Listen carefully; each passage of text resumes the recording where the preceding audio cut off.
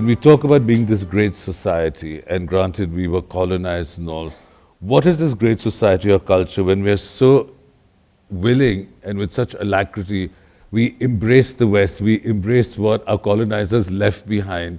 We judge our own if they don't match up to this, where they don't feel comfortable enough. So perhaps you can help me resolve this constant confusion I have in terms of where we as a culture, why have we done this to ourselves?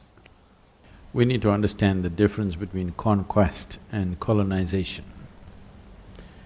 Conquest is to beat somebody down and sit on top of their heads. Colonization is to convert people into your way so that they'll serve you without thinking they're serving you. So some of the things which were the strengths of the nation were clearly mocked out by the British. You must see the letters that Macaulay wrote to the Parliament. So he said, there are three things which makes India to be a place which is impossible to be conquered.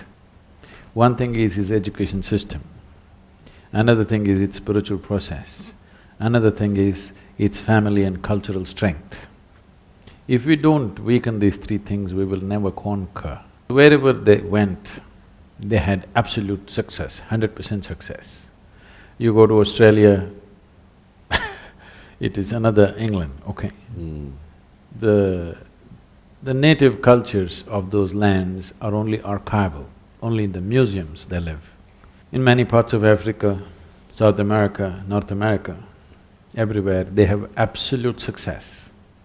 The only place where they did not succeed, though you and me are speaking English language today, they did not succeed entirely here. Because one thing is the spiritual process was so strong, the ethos of spirituality.